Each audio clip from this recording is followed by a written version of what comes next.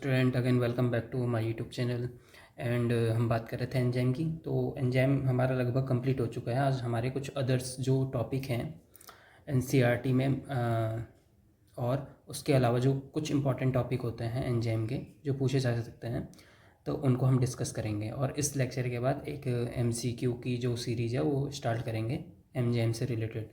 तो प्लीज़ आप इन लेक्चर को देखें और ये बहुत ही इंपॉर्टेंट होने वाले हैं कम्पिटिटिव एग्ज़ाम के पॉइंट ऑफ व्यू से। ठीक है, तो हम बात कर रहे हैं अदर टॉपिक। तो सबसे पहले हम बात करते हैं किसकी, टर्न ओवर नंबर्स की।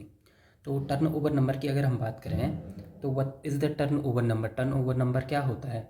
ठीक है, तो एंजाइम के केसेस में हम टर्न ओवर नंबर की बात करते हैं। तो जो एंजाइम होती है उसकी जो कैटालिटिक पावर होती है, मीन्स हम कैसे डिसाइड करेंगे कि किस एंजाइम की पावर क्या है। तो उसको डिसाइड करने के लिए हम एक नंबर देते हैं, उसके लिए एक नाम हम देते हैं उसको, उसका नाम है टर्न ओवर नंबर। तो catalytic power of enzyme is measured by the turn over number. जो कैटालिटिक पावर होती है किसी भी एंजाइम की वो मेजर्ड होती है उसके टर्न ओवर नंबर की हेल्प से। ठीक है, द एंजाइम ऑफ सबस्ट्रेट। अब हम टर्न ओवर नंबर को कैसे डिस्क्राइब करेंगे या कैसे डिफाइन करेंगे। The number of substrate molecule converted into product per unit time when enzyme is fully saturated with the substrate.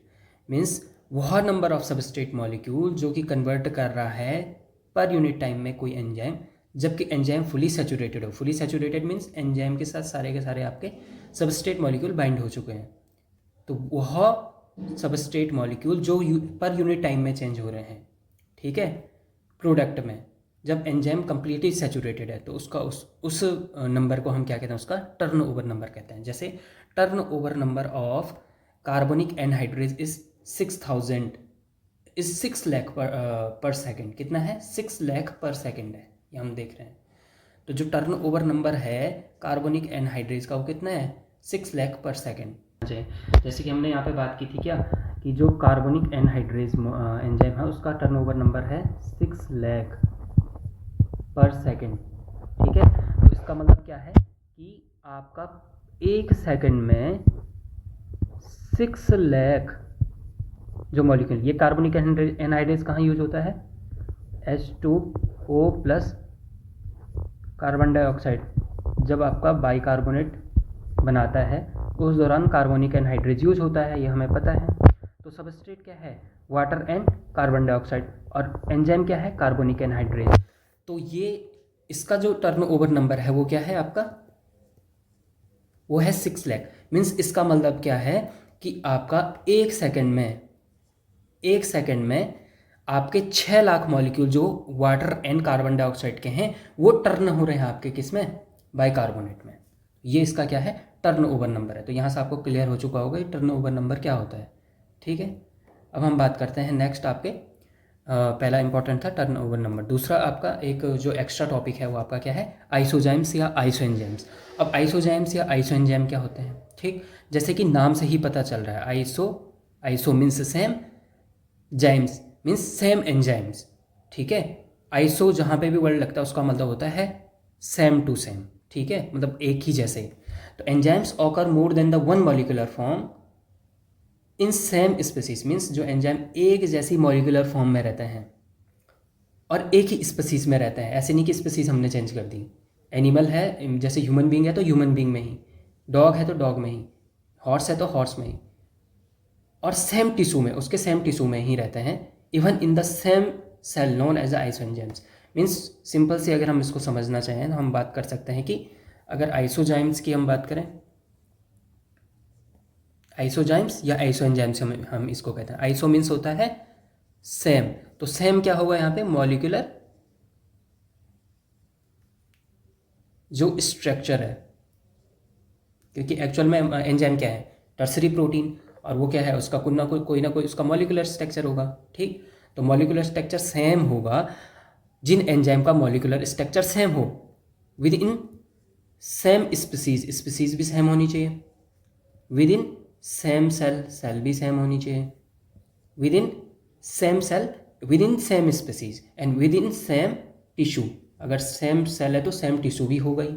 तो जिस एंजाइम का जो मॉलिक्यूलर स्ट्रक्चर है वो सेम होता है within the same species, within the same tissue, within the same cell, is known as the isozyme. उसको हम क्या कहते हैं? आइसोजाइम। अब इसको एग्जाम्पल की हेल्प से हम समझते हैं। एग्जाम्पल क्या है? जैसे लैक्टिक डिहाइड्रोजिनेज एंजाइम है, तो लैक्टिक डिहाइड्रोजिनेज कहाँ यूज होता है? लैक्टेट प्लस NAD पॉजिटिव है, पॉजिटिव होगा, वो मिलकर आपका बनाता है pyruvate and NADH positive plus H positive. ठीक, तो लैक्टिक डिहाइड्रोजिनेज के 5 आइसोजाइम्स पाए जाते हैं, 5 फॉर्म्स पाई जाती हैं, जैसे हम यहाँ पे भी देख रहे होंगे। तो ऐसे ये देखो, इनके मॉलिकुलर स्ट्रक्चर में थोड़ा थोड़ा डिफरेंस है ना। तो इन्हीं को मतलब देखने में एक जैसे हैं, लेकिन मॉलिकुलर स्ट्रक्चर में थोड़ा थोड़ा डिफरेंस है, तो वही आपका आइसोजाइम्स होते हैं। ठीक है, तो जैसे लैक्टिक डिहाइड्रोजिनेज के 5 फॉर्म होते हैं, LDH1, LDH2, LDH3, LDH4, LDH5। अब हमें यहाँ पे क्या याद रखना है? एग्जाम्पल हमें बस याद रखना है कि जो लैक्टिक डिहाइड्रोजिनेज एंजाइम है वो किस रिएक्शन को कंप्लीट करता है? लैक्टेट प्लस NAD पॉजिटिव, उसको मिलकर के क्या बनता है आपका? पाइरुवेट और NAD positive plus H positive. ये कहाँ आपका आता है? ये आपका आता है ग्लूकोज मेटाबॉलिज्म में, इंटरमीडिएट जो मेटाबॉलिज्म होता है उस कंडीशन में, जब एनारोबिक रेस्पिरेशन होता है उस कंडीशन में।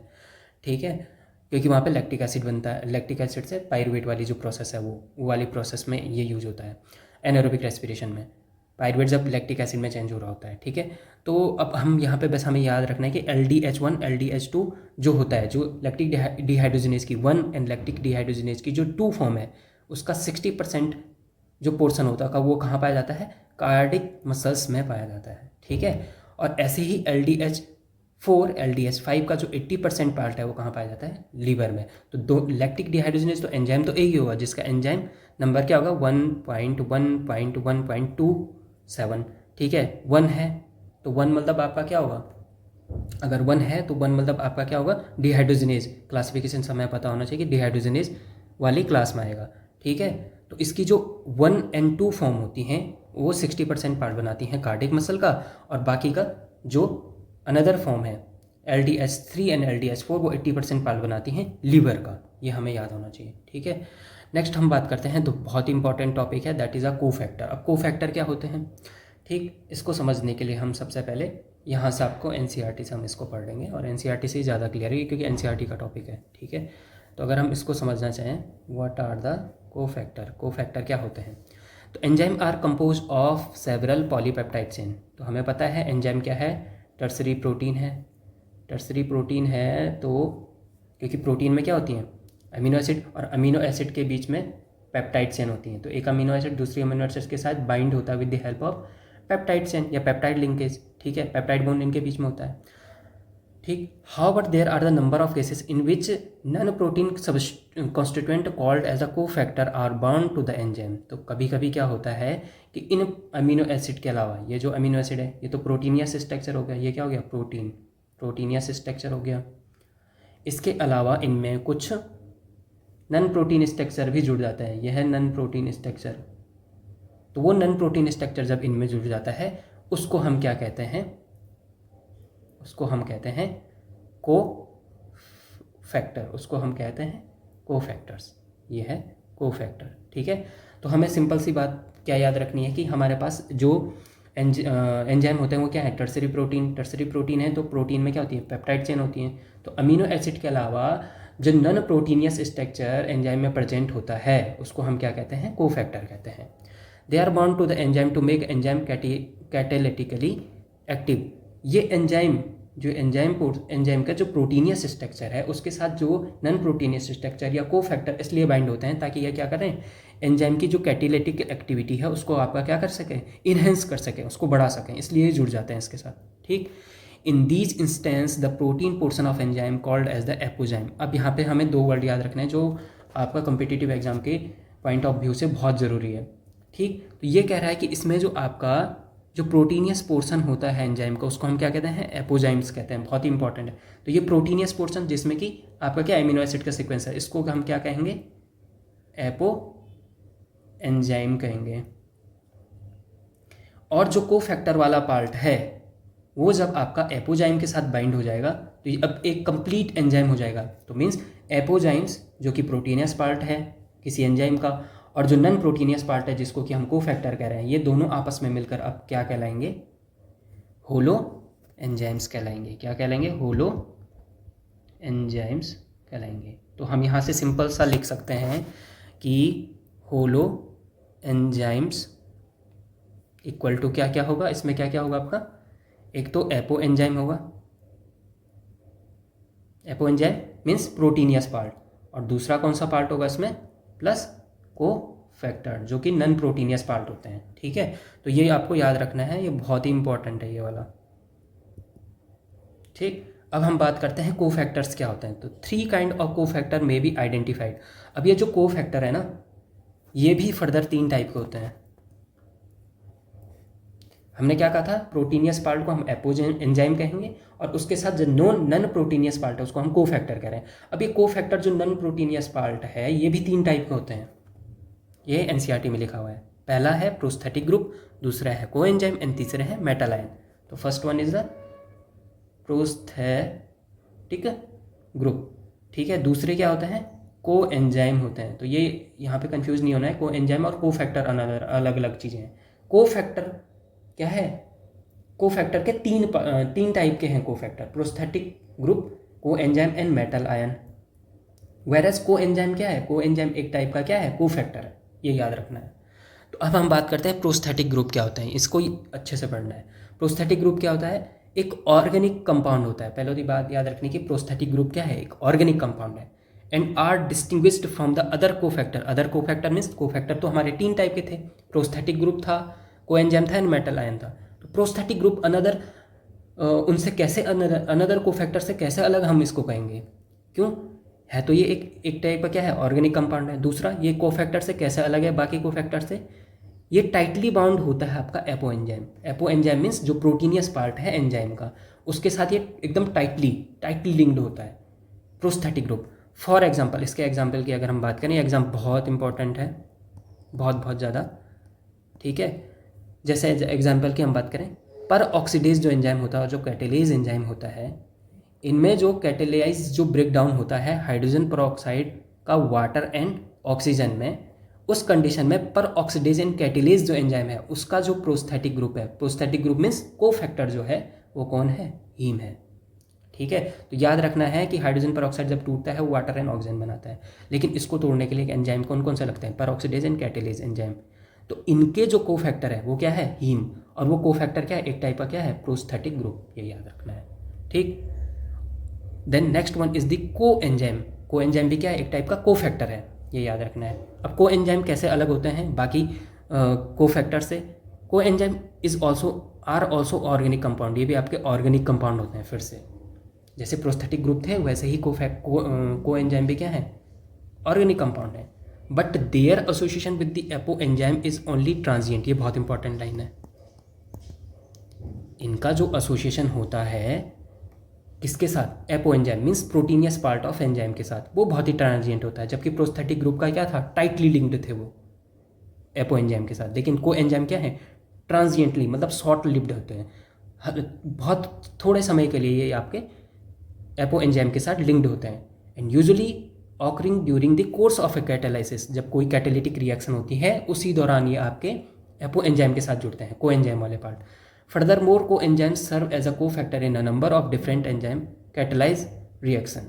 The essential chemical compound of many coenzyme are the, जो essential chemical compound होते हैं बहुत सारे coenzyme के, वो vitamins होते हैं। ये बहुत बहुत इंपॉर्टेंट लाइन है कि coenzyme के जो essential chemical compound के होते हैं वो क्या हैं, vitamins होते हैं। जैसे एक टाइप का आपका एग्जांपल है, coenzyme क्या है, निकोटिनामाइड एडेनिन डाइन्यूक्लियोटाइड NAD और NADP। तो निकोटिनामाइड एडेनिन डाइन्यूक्लियोटाइड और NAD ये दो टाइप के क्या हैं, को एंजाइम है, और इन को एंजाइम में कौन सा विटामिन पाया जाता है, नियासिन विटामिन पाया जाता है। ठीक है, तो सिंपल सी बात है हमारे पास कि को एंजाइम भी क्या है, कोफैक्टर हैं, लेकिन ये कैसे अलग हैं प्रोस्थेटिक ग्रुप से, ये टाइटली बाउंड नहीं होते हैं, जबकि प्रोस्थेटिक ग्रुप टाइटली बाउंड होते हैं। ठीक है, ये भी ऑर्गेनिक है और प्रोस्थेटिक ग्रुप भी ऑर्गेनिक ही थे, दोनों ही कोफैक्टर हैं, बट ये प्रोस्थेटिक ग्रुप जहाँ टाइटली बाउंड होता है एपो एंजाइम के पार्ट के साथ, वहीं को एंजाइम आपका ट्रांजिएंटली बाइंड होता है। और एग्जांपल की बात करें तो जैसे NAD और NADP है, उसमें जो ये आपके को एंजाइम्स जो हैं NAD और NADP जो है, इसमें विटामिन आपका नियासिन पाया जाता है। ठीक है, then a number of enzyme require metal ion. और थर्ड टाइप के आपके जो को फैक्टर है वो क्या है, मेटल आयन। हमने बात की थी 3 टाइप के होते हैं को फैक्टर, प्रोस्टैटिक ग्रुप पढ़ दिया, को एंजाइम पढ़ दिया, थर्ड क्या है, मेटल आयन है। अब मेटल आयन की बात करें तो मेटल आयन भी आपके क्या होते हैं, को फैक्टर होते हैं, लेकिन ये आपके कैसे अलग हैं, their activity, a number of enzyme require metal ion for their activity which forms coordinate bond with the side chain at active site. अब ये मेटल आयन क्या बनाते हैं, कोऑर्डिनेट बॉन्ड बनाते हैं, किसके साथ, side chain of active site of enzyme के साथ, at the same time forms one और more coordinate bond with the substrate. ठीक है, ये याद रखने वाली बात है कि जो मेटल आयन है ये कोऑर्डिनेट बॉन्ड बनाते हैं side chain of active site of enzyme के साथ, और उसी टाइम पे ही आपका एक से ज़्यादा कोऑर्डिनेट बॉन्ड बनाते हैं विद द सबस्ट्रेट के साथ। बहुत इंपॉर्टेंट यहाँ पे एग्जांपल है, जिंक आपका मेटल आयन है जो कि आपका को फैक्टर होता है कार्बोक्सी पेप्टाइडेज एंजाइम का। ठीक है, ये बहुत बार पूछा गया नीट में कि कार्बोक्सी पेप्टाइडेज जो एंजाइम है, कार्बोक्सी पेप्टाइड एंजाइम का को फैक्टर क्या है, जिंक है। ठीक है, और वो एक टाइप का क्या है, वो एक टाइप का क्या है आपका मेटल आयन है। तो जिंक क्या एक टाइप का मेटल आयन है जो कि आपका को फैक्टर है किसका, कार्बोक्सी पेप्टाइड एंजाइम का, जो कि क्या है, प्रोटियोलिटिक एंजाइम है। The catalytic activity is lost when the cofactor is removed from the enzyme. अब हमने बात की थी कि को फैक्टर क्यों जरूरी है, ताकि वो कैटेलिटिक एक्टिविटी इंक्रीज कर सकें किसी भी एंजाइम की। अगर हम को फैक्टर को हटा देंगे, चाहे वो प्रोस्थेटिक ग्रुप हो, चाहे मेटल आयन हो, चाहे को एंजाइम हो, इनको अगर हम हटा दें तो जो कैटेलिटिक एक्टिविटी होती है एंजाइम की वो क्या होती है, वो लॉस्ट हो जाती है, वो ख़त्म हो जाती है। और कैटेलिटिक एक्टिविटी को हम किससे डिनोट करते हैं, टर्न ओवर नंबर से, ये भी हमने बात कर ली है, which testifies that they play a crucial role in catalytic activity of enzyme. अब यहाँ से हमें पता चलता है कि जो को फैक्टर होते हैं वो आपका एक क्रूशल रोल अदा करते हैं किसमें, कैटेलिटिक एक्टिविटी ऑफ एंजाइम में। ठीक, तो यहाँ पे आपका पूरा एंजाइम का जो पूरा चैप्टर है वो कंप्लीट हो जाता है। हाँ, अब अगर हम इसमें और अदर इनकी बात करें, एंजाइम्स में जो को फैक्टर उनकी बात करें तो उसके एग्जांपल बहुत इंपॉर्टेंट है यहाँ पे। जैसे इसको याद करना है, टेबल बहुत इंपॉर्टेंट है, इसको याद करना है। ठीक है, ग्लाइकोजन फॉस्फोराइलेज, इसका को एंजाइम क्या है, पायरोडॉक्सिल फॉस्फेट है। ठीक है, मोनोअमीन ऑक्सीडेज, इसका फ्लेविन एडेनिन न्यूक्लियोटाइड है। ठीक है, पायरुवेट कार्बोक्सिलेज का जो को एंजाइम है क्या है, बायोटीन है। लैक्टेट डिहाइड्रोजिनेज, जो हमने आइसोजाइम में एंजाइम एग्जाम्पल की बात की थी, उसको को एंजाइम क्या है, निकोटिनामाइड एडेनिन डाइन्यूक्लियोटाइड है। एस्टाइल को एंजाइम ए कार्बोक्सिलेज जो एंजाइम है उसका को एंजाइम क्या है, को एंजाइम ए। ठीक है, आपके और एंजाइम और उसके को फैक्टर की हम बात करें, हेक्सोकाइनेज जो आपका ग्लूकोज मेटाबॉलिज्म में आता है उसका को एंजाइम क्या है, मैग्नीशियम आयन है। यूरिएज का निकल आयन है। और कार्बोनिक एनहाइड्रेज, ये भी बहुत जैसे कार्बोक्सी पेप्टाइडेज का जिंक था वैसे ही कार्बोनिक एनहाइड्रेज का फिर से जिंक है को एंजाइम या को फैक्टर। ठीक है, ग्लूटाथियोन पर ऑक्सीडेज, ये भी बहुत इंपॉर्टेंट है। ग्लूटाथियोन पर ऑक्सीडेज का को फैक्टर क्या है, सेलेनियम है, ये बहुत बहुत इंपॉर्टेंट है। Super oxide dismutase SOD, super oxide dismutase का को फैक्टर क्या है, मैग्नीज है, मैग्नीज आयन है। साइटोक्रोम ऑक्सीडेज, ये भी बहुत इंपॉर्टेंट है। साइटोक्रोम ऑक्सीडेज का को फैक्टर क्या है, क्यूप्रिक आयन है, Cu2 पॉजिटिव। ठीक है, साइटोक्रोम ऑक्सीडेज कैटिलेज एंड पर ऑक्सीडेज का को फैक्टर क्या है, फेरस एंड फेरिक आयन है। देन पायरुवेट काइनेज का कौन है को फैक्टर, पोटेशियम आयन है। डाइनाइट्रोजिनेज का को फैक्टर क्या है, मोल्बेडिनियम है। ठीक है, तो इसमें एक तो ये इंपॉर्टेंट है, कार्बोनिक एनहाइड्रेज का को फैक्टर कौन है, जिंक आयन है। ग्लूटाथियोन पर ऑक्सीडेज, ये भी बहुत इंपॉर्टेंट, ग्लूटाथियोन पर ऑक्सीडेज का को फैक्टर क्या है, सेलेनियम है, इसको याद करना है। और तीसरा ये इंपॉर्टेंट है, सुपर ऑक्साइड डिसम्यूटेज का कौन है, मैग्नीज है। साइटोक्रोम ऑक्सीडेज का ये भी इंपॉर्टेंट है, क्यूप्रस, ये Cu2 positive, cupric ion important है। साइटोक्रोम ऑक्सीडेज कैटेलीज एंड पर ऑक्सीडेज, इसका क्या है, iron and ferric and ferrous ion है। ठीक है, तो ये याद करना है, बहुत इंपॉर्टेंट है ये टेबल। इसमें जो ज़्यादा इंपॉर्टेंट थी वो मैंने 2-3 बार आपको बता दिया, ये ज़्यादा इंपॉर्टेंट है, इनको ज़्यादा स्पेसिफिकली याद रखना है। ठीक है, तो थैंक यू आपका। अगर आपको ये लेक्चर सीरीज़ अच्छी लग रही है तो प्लीज़ सब्सक्राइब करें मेरे यूट्यूब चैनल को। और इसके बाद नेक्स्ट वीडियो में हम बात करेंगे इसमें MCQs जो रिलेटेड होंगे एंजाइम से रिलेटेड। ठीक है, तो अगर आपको ये अच्छा लग रहा है तो अपने दोस्तों को भी शेयर करें। ठीक है, थैंक यू।